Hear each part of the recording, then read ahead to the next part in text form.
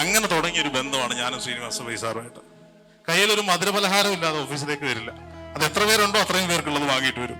പിന്നീടാണ് ഈ ഇരിക്കുന്ന മനുഷ്യൻ ആരാണെന്ന് ഞങ്ങൾക്ക് മനസ്സിലായത്. പക്ഷെ എന്നെ ഞെട്ടിച്ചുകൊണ്ട് സമീപ പ്രദേശത്ത് നിന്ന് ഒരു അമ്മമാരും കുട്ടികളും വന്ന് കാത്തിരിക്കുക. ഗുരുവും ശിഷ്യയും ഒരേ ദിവസം ഇന്റർവ്യൂവിന് വന്നു. ഇവർ പരസ്പരം അറിഞ്ഞില്ല.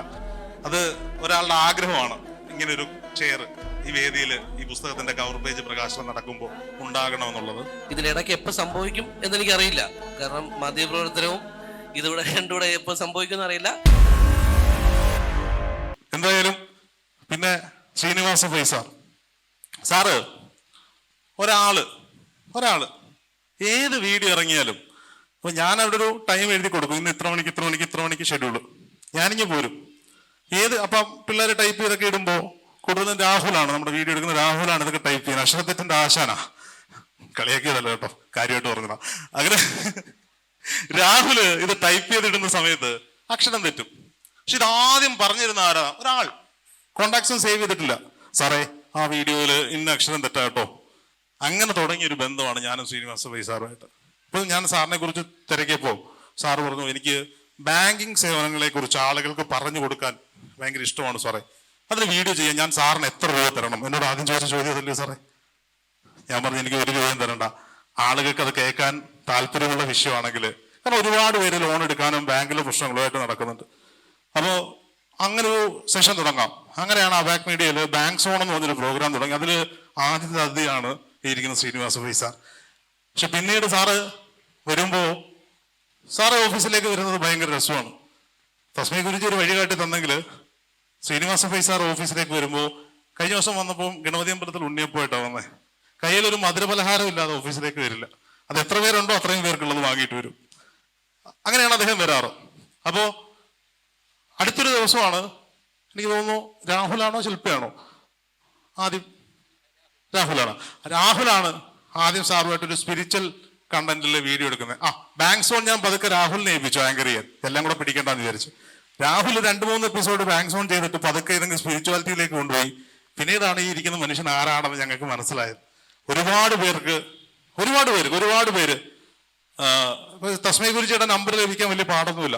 നമ്മുടെ സഹായമൊന്നും വേണ്ട, ഗൂഗിൾ സെർച്ച് ചെയ്താൽ കിട്ടും. പക്ഷെ സാറിന്റെ നമ്പർ കിട്ടണമെങ്കിൽ ഒരു സമയത്ത് നമ്മൾ വിചാരിക്കണമായിരുന്നു. ഇപ്പൊ അതിന്റെ ആവശ്യമില്ല, എല്ലായിടത്തും ആയി എന്നുള്ളതാണ്.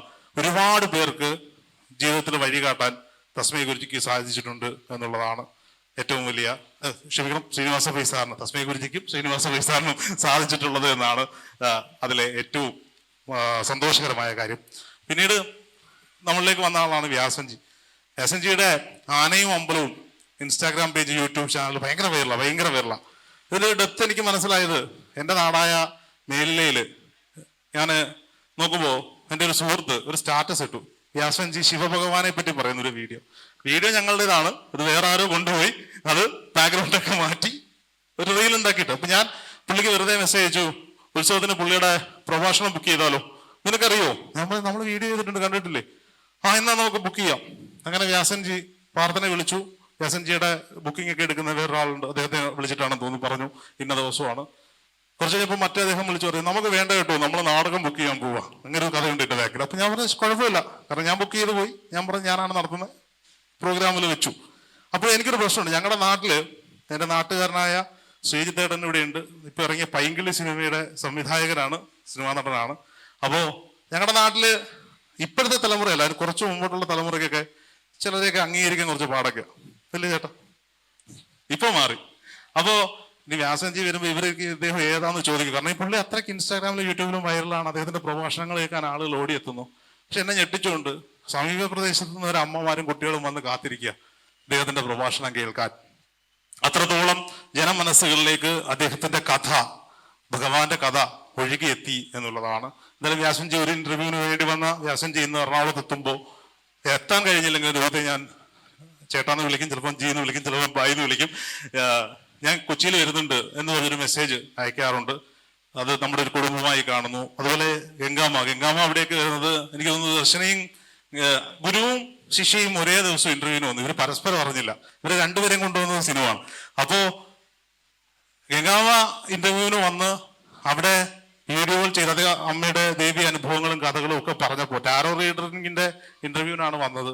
പക്ഷെ ദേവി അനുഭവ കഥകളൊക്കെ പറഞ്ഞപ്പോൾ ഒരുപാട് പേര് ഗംഗാമയെ കാണണം, കാണണമെന്ന് പറഞ്ഞുകൊണ്ട് വിളിച്ചു. നമ്മളെ നമ്പർ കൊടുത്തു. ഇപ്പോൾ അമ്മയ്ക്ക് വീട്ടിലിരിക്കാൻ സമയമില്ലാത്തോളം ആളുകൾ വരുന്നുണ്ട് എന്നുള്ളതാണ്. പുതിയ ടാരോ കാർഡുകൾ ഇറക്കുന്നു. സുഖത്തിലും ദുഃഖത്തിലും ഒക്കെ മോനെ എന്തുണ്ട് എന്ന് ചോദിച്ചു വിളിക്കുന്ന സ്നേഹനിധിയായ ഒരു അമ്മ. ഞാനാണെന്ന് തോന്നുന്നു അമ്മയെ ഗംഗാമ്മയെന്ന് ആദ്യം വിളിച്ചത്. എല്ലാവരും ഞാൻ ഇന്റർവ്യൂവിൽ അമ്മയെന്ന് വിളിച്ചതിന് ശേഷം ഇപ്പൊ എല്ലാവരും ഗംഗാമ്മ ഗംഗാമ്മ എന്നാണ് വിളിക്കുന്നതെന്നാണ് അമ്മ പറയുന്നത്.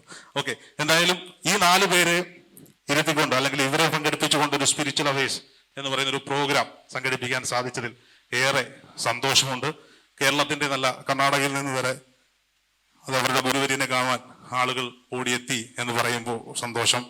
രാവിലെ ഒരാൾ എന്നെ വിളിച്ചു ചോദിച്ചു, എനിക്കൊന്നുമില്ല ഇവിടെ വന്നാരോ ചോദിച്ചു, ആളൊക്കെ വേണ്ടേ, ഇത്രയും കസേര കേട്ടില്ലേ, ഇരിക്കാൻ ആളെ വേണ്ടേ, ഇവിടെ ഒരു കല്യാണം ഉണ്ട് അതുകൊണ്ട് നാട്ടുകാരൊക്കെ കല്യാണം. അവർ സ്നേഹത്തോടെ പറയാണ്, ആരും വരരുത്, ഇരിക്കാൻ സീറ്റില്ല. കാരണം ഉള്ള സീറ്റുകളിലേക്കെല്ലാം ആളുകൾ ബുക്കിംഗ് ആയിപ്പോയി. അത് സങ്കടത്തോടെ പറയേണ്ടി വന്നു എന്നുള്ളത്. നാളെയും കാണുന്നു പറയില്ല, നാളെ കാണുമ്പോൾ അവർ പറയും അല്ല അവനോട് ഇന്നലെ ഞാൻ ചോദിച്ചപ്പോൾ സീറ്റില്ലെന്ന് പറഞ്ഞവനാന്ന് പറയും. അത് അങ്ങനെ പറയാതിരിക്കാൻ സാഹചര്യം ഇതാണ്. എന്തായാലും എൻ്റെ ഒരു സ്വന്തം കാര്യത്തിന് വേണ്ടി ഞാൻ ഈ വേദിയെ ഉപയോഗിക്കുകയാണ്. നിങ്ങളുടെയൊക്കെ സമ്മതത്തോടെ എല്ലാവരോടും പറഞ്ഞിട്ടുണ്ടെങ്കിലും ഒരു പുസ്തകത്തിന്റെ കവർ പേജ് പ്രകാശനമാണ്. ഈ കവർ പേജ് പ്രകാശനം ചെയ്യുന്നതിന്റെ കാര്യം എന്ന് പറഞ്ഞാൽ കമ്മിറ്റ്മെന്റ് ആണ്. ഇല്ലെങ്കിൽ ഞാൻ മടിയനായതുകൊണ്ട് ഇത് എഴുതില്ല. ഇല്ലെങ്കിൽ നിങ്ങൾ ഈ 250 പേരും ചോദിക്കില്ല രൂപത്തിന്റെ പുസ്തകം എന്തായി എന്നുള്ളത്. എന്താ ഗുരുജി? അതുകൊണ്ട് ഞാനിത് ആദ്യമേ ഗുരുജിയോട് പറഞ്ഞു, ഗുരുജി ഞാനൊരു പുസ്തകം എഴുതുന്നുണ്ട്, അപ്പം ഇന്ന ദിവസം നമുക്ക് വൈകുന്നേരം എൻ്റെ കവർ പേജ് പ്രകാശനം നടത്തണം എന്ന് പറഞ്ഞു. അപ്പോൾ ഈ ഗുരുക്കന്മാരുടെ കാര്യങ്ങളൊക്കെ പറഞ്ഞതുപോലെ തന്നെ ഞാൻ രക്ഷപ്പെടണം, അല്ലെങ്കിൽ എൻ്റെ സ്ഥാപനം രക്ഷപ്പെടണം എന്നാഗ്രഹിക്കുന്ന എല്ലാവരും, നിങ്ങളെല്ലാവരും, നമ്മളെല്ലാവരും അതേപോലെ തന്നെ ഒരു സുഹൃത്തിനെ കൊണ്ട് ഇത് ചെയ്യിക്കണം എന്നാണ് എൻ്റെ ആഗ്രഹം. പ്രിയപ്പെട്ട ശ്രീജിത്തേട്ടനെ ഞാൻ വേദിയിലേക്ക് ക്ഷണിക്കുകയാണ്. ഒരു കൈയ്യടി കൊടുക്കും.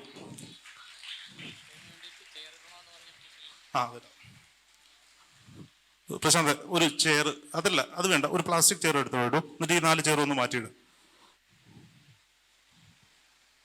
ഇരിക്കണ്ട.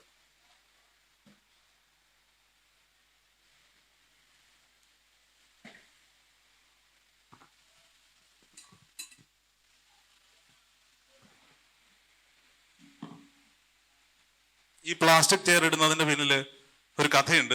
ആ കഥ പറയാമോ? അത് ഒരാളുടെ ആഗ്രഹമാണ്, ഇങ്ങനെ ഒരു ചെയർ ഈ വേദിയിൽ ഈ പുസ്തകത്തിന്റെ കവർ പേജ് പ്രകാശനം നടക്കുമ്പോൾ ഉണ്ടാകണമെന്നുള്ളത്. കാരണം ഈ പുസ്തകത്തിൽ പരാമർശിക്കാൻ പോകുന്ന ഒരാൾ ഇന്ന് ജീവിച്ചിരിപ്പില്ല. അദ്ദേഹത്തിന്റെ മരണവുമായി ബന്ധപ്പെട്ട വീഡിയോകളൊക്കെ അബാക് മീഡിയ ചേർത്ത് അദ്ദേഹത്തിന്റെ അച്ഛൻ 2 ദിവസം മുമ്പ് എന്നോട് ഈ പ്രകാശനത്തിന്റെ കാര്യം പറഞ്ഞപ്പോൾ എന്നോട് പറഞ്ഞു, അദ്ദേഹത്തിന്റെ സന്തോഷമാണ്, ആ കുടുംബത്തിന്റെ സന്തോഷമാണ് ആ വേദിയിൽ അവർക്ക് വേണ്ടി ഒരു കസേര ഇട്ടിരിക്കണം. അവർക്ക് പങ്കെടുക്കാൻ സാധിക്കില്ല, അതുകൊണ്ടാണ്. അവരുടെ വിശ്വാസത്തെ നമ്മൾ ബഹുമാനപൂർവ്വം ഏറ്റെടുക്കുക. അപ്പോ ശ്രീധരൻ ഞാൻ പറഞ്ഞു, ഇപ്പോൾ അവസാനം തിയേറ്ററിൽ വന്ന പൈങ്കിളി എന്ന സിനിമയുടെ സംവിധായകനാണ്. എൻ്റെ ജ്യേഷ്ഠതുല്യനാണ്, നാട്ടുകാരനാണ്, ജ്യേഷ്ഠൻ എന്ന് വിളിക്കാം. എനിക്ക് തോന്നുന്നു ഒരുപാട് 10-20 സിനിമകളിലൊക്കെ അദ്ദേഹം അഭിനയിച്ച് പോയിട്ടുണ്ട്. അപ്പോൾ ശ്രീധരന് 2 വാക്ക് സംസാരിക്കാൻ വേണ്ടി ക്ഷണിക്കുകയാണ്. നമസ്കാരം. എത്ര പേർക്ക് എന്നെ അറിയാമെന്നറിയില്ല. രോഹിത് ഇങ്ങനൊരു പരിപാടി ഇവിടെ പ്ലാൻ ചെയ്യുന്നുണ്ടെന്ന് പറഞ്ഞു. അപ്പോൾ ഇവിടെ വന്നപ്പോൾ ഗുരുജി ഇവരെ എല്ലാവരെയും കാണാൻ സാധിച്ചു. അപ്പം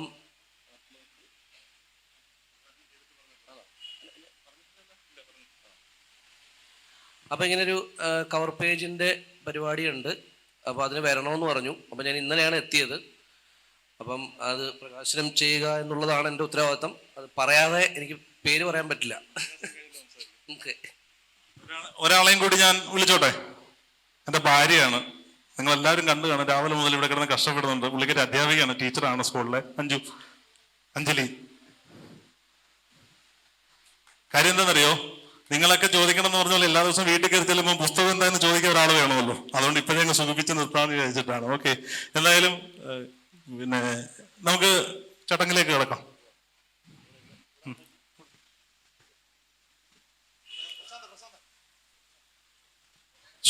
ആ സാധനം അവർക്കോ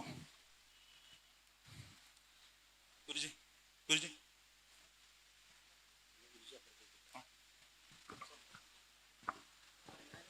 എല്ലാവരും അമ്മ ഇത് കട്ട് ചെയ്യാനൊന്നുമില്ല, ഇത് കഴിച്ചോ.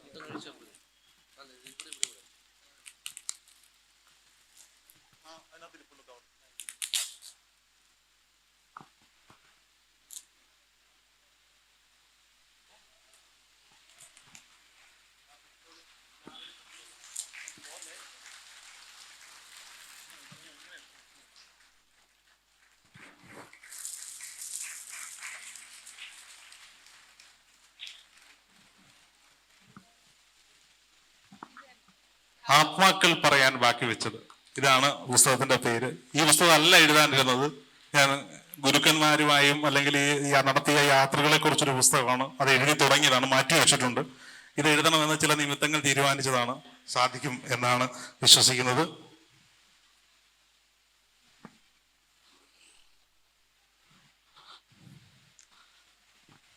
പാണ്ഡൂറ ബുക്സ് അവരാണ് പബ്ലിഷേഴ്സ്. അത് പറയണം, തോമസ് ചേട്ടന് ഇന്ന് ഈസ്റ്റർ ആയതുകൊണ്ട് എത്താൻ പറ്റിയതില്ല. ഇതിന്റെ പബ്ലിഷർ പുള്ളിയാണ് ആദ്യം എന്നോട് രോഹിത്തെ ഒരുപാട് എന്നോട് പറഞ്ഞതാണ്, സാറേ ഒരുപാട് പേരെ കാണുന്നതല്ലേ, ഓരോരുത്തരോടുമുള്ള എക്സ്പീരിയൻസ് എഴുതാമോ, ഞാനത് പബ്ലിഷ് ചെയ്തോളാം എന്ന് അദ്ദേഹം പറഞ്ഞു. പക്ഷേ ഞാൻ പേരൊക്കെ ഇട്ടിട്ട് കവർ പേജൊക്കെ ഡിസൈൻ ചെയ്തിട്ട് പുള്ളിക്ക് അയച്ചു കൊടുക്കാൻ പറഞ്ഞു, സാറിന് വേണമെങ്കിൽ വേറെ പബ്ലിഷറെ നോക്കാൻ കേട്ടോ. ഞാൻ പറഞ്ഞില്ല, ഇത് എന്ത് തന്നാലും ചേട്ടൻ തന്നെ ചെയ്താൽ മതി, കാരണം ചേട്ടനാണ് എന്നോട് ആദ്യം ഇത് പറഞ്ഞത് എന്നുള്ളതാണ്. ഇനി ശ്രീധരന് സംസാരിക്കാമോ? മതി. വിഷ്വൽ കമ്മ്യൂണിക്കേഷൻ കഴിഞ്ഞ് മേലില എന്ന കൊച്ചു ഗ്രാമത്തിൽ നിന്ന് എറണാകുളത്തേക്ക് വന്ന് ഒരു മാധ്യമ പ്രവർത്തനമായി പ്രവർത്തിക്കുകയും അതിനോടൊപ്പം തന്നെ ഇങ്ങനൊരു ബുക്ക് എഴുതാൻ മനസ്സ് കാണിച്ച രോഹിത്തിന് പ്രത്യേക അഭിനന്ദനങ്ങൾ. ഇതിനിടയ്ക്ക് എപ്പോൾ സംഭവിക്കും എന്നെനിക്കറിയില്ല, കാരണം മാധ്യമപ്രവർത്തനവും ഇതിവിടെ രണ്ടുകൂടെ എപ്പോൾ സംഭവിക്കുമെന്ന് അറിയില്ല. എന്നാലും ഇത് എപ്പിസോഡായി പാർട്ട് 1, പാർട്ട് 2, പാർട്ട് 3 എന്ന് പറഞ്ഞ് വരട്ടെ എന്ന് ആശംസിക്കുന്നു. Thank you.